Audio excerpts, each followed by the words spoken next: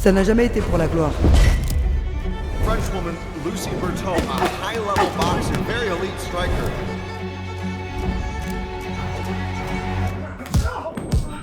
C'était juste ma revanche sur la vie.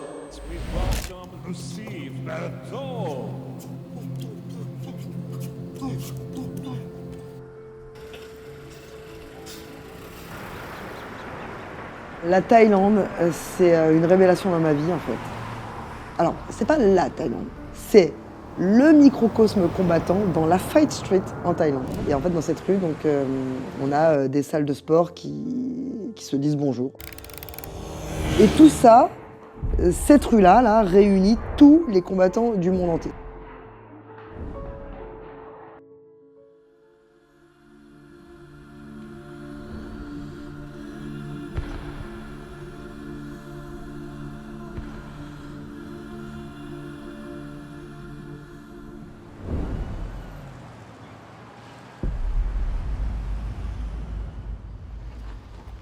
J'avais toujours été en fait une bonne élève à l'école. J'étais toujours dans les 3 premières. Moi, enfin, la performance, c'était à tous les niveaux, c'était aussi à l'école en fait. Un jour, un groupe de filles s'en est pris à moi. J'ai répondu, ça ne leur a pas plu et ça a pris des proportions qui ont été graves d'un point de vue personnel parce que je l'ai très très mal vécu.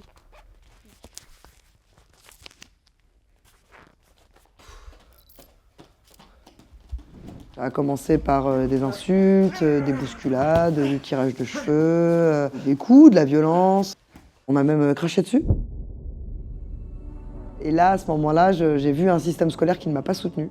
Aux yeux des surveillants, aux yeux de tout le monde, je me suis fait brutaliser injustement et personne n'a pris ma défense, si ce n'est ma meilleure amie de l'époque. J'étais en rupture. Voilà. Je ne voulais plus aller dans ce système scolaire qui était violent, qui me rejetait, qui ne me défendait pas face à l'injustice. Et ma mère a eu une superbe idée à ce moment-là. Je voulais qu'elle apprenne à se défendre parce que je voulais pas qu'elle soit confrontée une autre fois à ce problème-là. Donc je lui ai dit, tu vas venir avec moi faire de la boxe. Le moment où je passe la porte de cette salle de boxe, je vois sur le ring, donc en hauteur, 2 nanas très fortes en train de se battre avec des hommes. Quand je les ai vues, je me suis dit, mais waouh, mais c'est exactement ça que je veux devenir. En fait, on n'a pas envie d'emmerder ce genre de filles. On respecte ce genre de filles. Et j'avais envie d'être ce genre de femme qu'on n'a pas envie d'emmerder, en fait. Je fais mon tout premier combat et j'avais peur, hein. J'étais comme ça, j'étais blanche.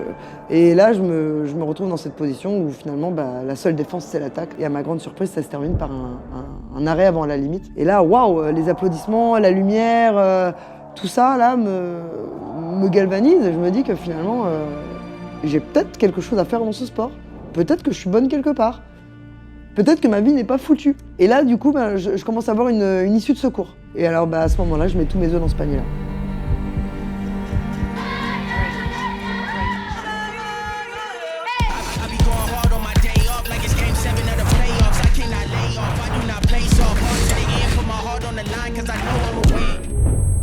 Je me suis sentie humiliée. Et j'avais envie d'être ce genre de femme qu'on n'a pas envie d'emmerder.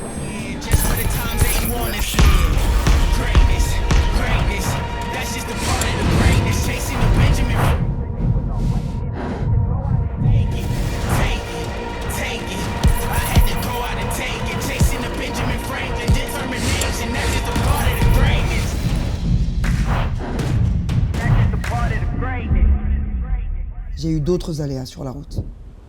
Et c'est là que tout a changé. J'étais en vacances, en fait, en Vendée, et je passais mes vacances avec mon tout premier petit ami. On était fous amoureux. Un soir, on est parti faire la fête, et on était jeunes, on était fous, on était idiots. Et en fait, ce soir-là, il pleuvait, et on a heurté un autre véhicule. Je me suis réveillée dans le camion pompier sans savoir qui j'étais, je divaguais. Et puis finalement, je me rendors et puis je me réveille à l'hôpital et je comprends pas, c'est un cauchemar. Enfin, je me réveille, ma mère vient d'arriver, apeurée, affolée. Et je dis alors, t'as des nouvelles des personnes dans la voiture? Et là, elle m'annonce en sanglotant qu'il est décédé en fait.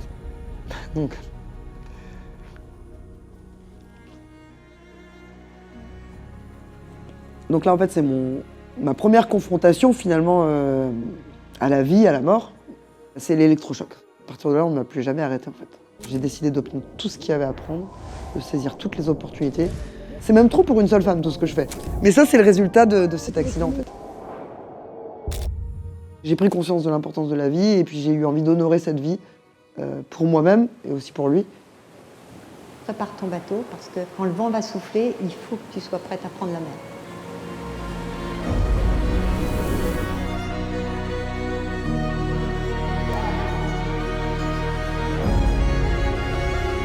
T'arrives pas au combat par hasard. Donc déjà, quand on arrive là, c'est que oui, t'as forcément un récit dans les tripes, t'es torturé, mais comme beaucoup de monde finalement, on est tous torturés, je crois, dans ce monde. Il y a des choses qu'on peut pas réparer quand on est combattant, parce que si on les répare, on n'a plus de raison de se battre. Et quelque part, je pense que j'ai entretenu tous ces traumas que j'ai pu avoir pour justement trouver la ressource.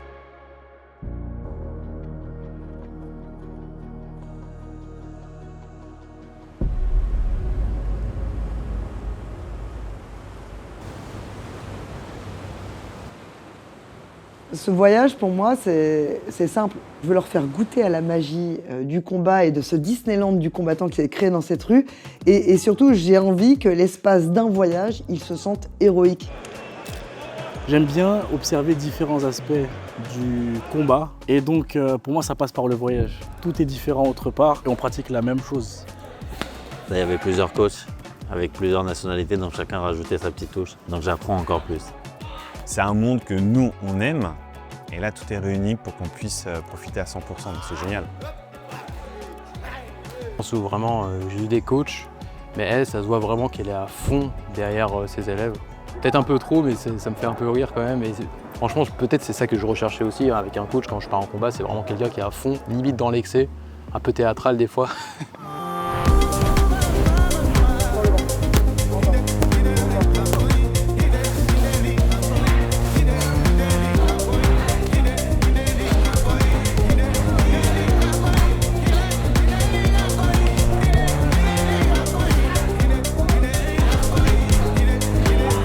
Plus de fluidité, quand tu mets l'uppercut, une légère rotation de hanche.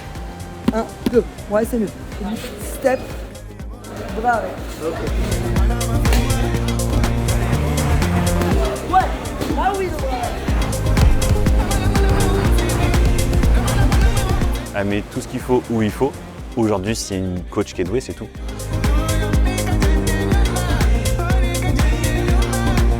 Bras avant au visage, bras arrière au corps, crochet au visage. Plus rapide, tu te barres, tu aères le jeu. Voilà, c'est tout ce que tu as à retenir. Le simple fait d'aller au combat, pour un combattant, c'est extraordinaire, mais c'est aussi extraordinaire pour les gens qui partagent cette aventure. Donc pour le coach, c'est pareil. On va vivre un moment très très fort et je ne sais pas s'ils en ont conscience de ça.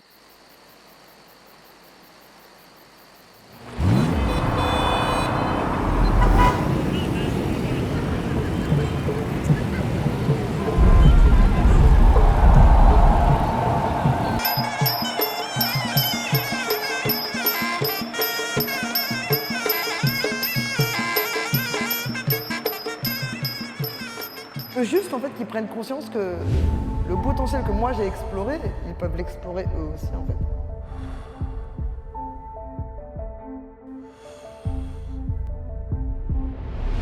D'accord, tu te déplaces, même si t'es mort, tu fais de l'attitude, tu fais comme si t'étais encore là, d'accord?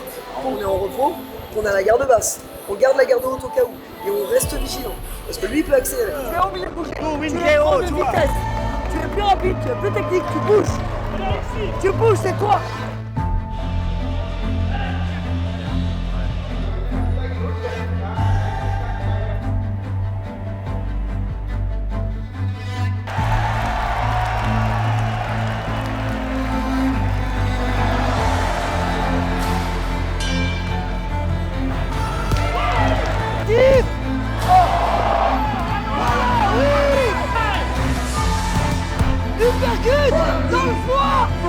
T'es le meilleur. T'es sûr que t'es en train d'assurer, t'es en train de gagner, s'il te plaît. Fais pas maintenant qu'on s'arrête. Ta garde. Lève ta garde, tu y vas. J'en peux plus, j'en peux plus.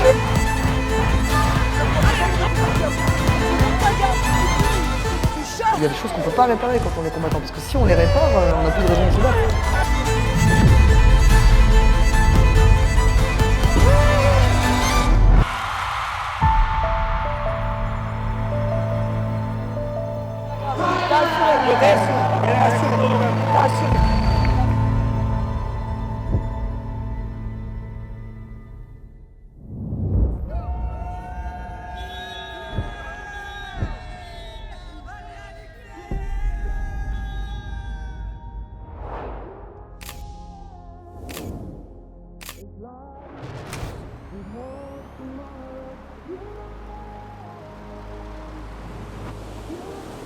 Je pense qu'il est peut-être temps de faire la paix, parce que ça y est, là je suis en train de tourner une page. C'est peut-être le moment de laisser ce qu'il y a à laisser.